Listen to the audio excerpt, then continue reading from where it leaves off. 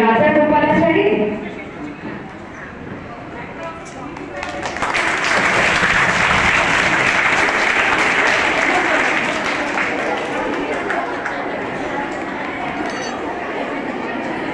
আচ্ছা, পুরো নাম হচ্ছে চক্রবর্তী রাজা গোপালাচারী। তো এটা ওনার পদবী, যেটা সামান্য পদবী যেটা সামনে ইউজ করা হয় সেটা হচ্ছে চক্রবর্তী রাজা গোপালাচারী।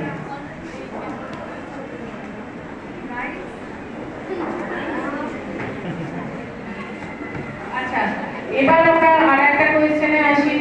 বাংলার একটা নদী ছিল যে নদীতে প্রত্যেক বছর বন্যা হতো, ফলে বিপুল জায়গার জনবসতি ধ্বংস হতো।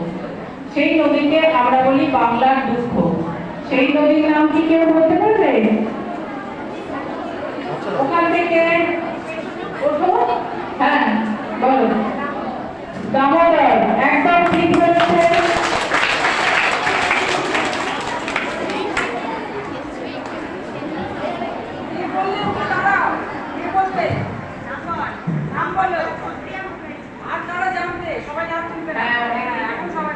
এইটার উত্তর অনেকেই জানতো।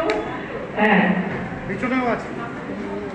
আচ্ছা, পেছনে ওরা হাত তুলছে তো। আচ্ছা, এবার যেটা সেটা হচ্ছে আমাদের দেশটা 1947 সালে স্বাধীন হওয়ার সত্ত্বেও পশ্চিমবঙ্গের এমন একটা জায়গা ছিল যেটা তখনও ভারতের অন্তর্ভুক্ত ছিল না। সেই জায়গাটার নাম কি কেউ বলতে পারবে?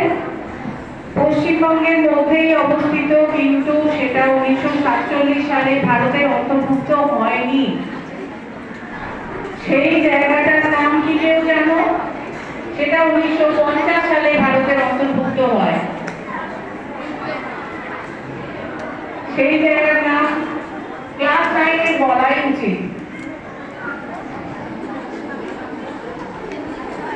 এদিকে স্টেজে বল।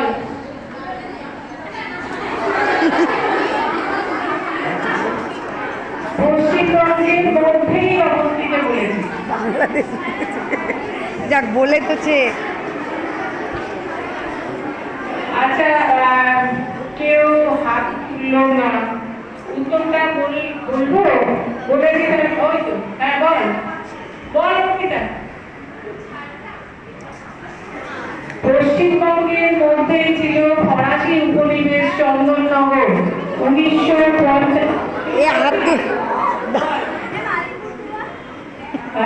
না, ফরাসি উপনিবেশ হিসেবে চন্দননগর 1950 সালের পরে ভারতের মধ্যে ইনকর্পোরেট হয়।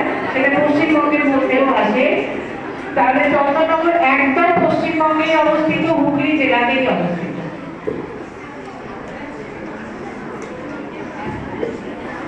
আচ্ছা, আরেকটা সবাই জানা উচিত সেরকম একটা প্রশ্ন করছি। আমাদের এখানে একটা বিখ্যাত জঙ্গল যা ইউনেস্কো ওয়ার্ল্ড হেরিটেজ সাইটের অন্তর্গত, সবাই পারা উচিত। সুন্দরবন, একদম তাই। সুন্দরবন ওয়ার্ল্ড হেরিটেজ সাইটের অন্তর্গত।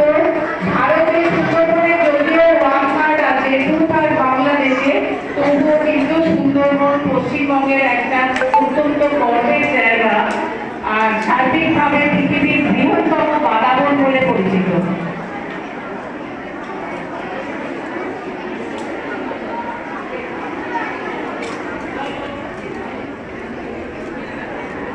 আচ্ছা, এবার আসি একটু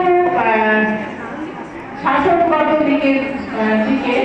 সেটা হচ্ছে, আমি এবারে যে প্রশ্নটা করছি, পশ্চিমবঙ্গে আমরা বেশ কয়েকজন মুখ্যমন্ত্রীকে পেয়েছি, তার মধ্যে দীর্ঘমেয়াদী মুখ্যমন্ত্রী কে ছিলেন পশ্চিমবঙ্গে? অঙ্কিতা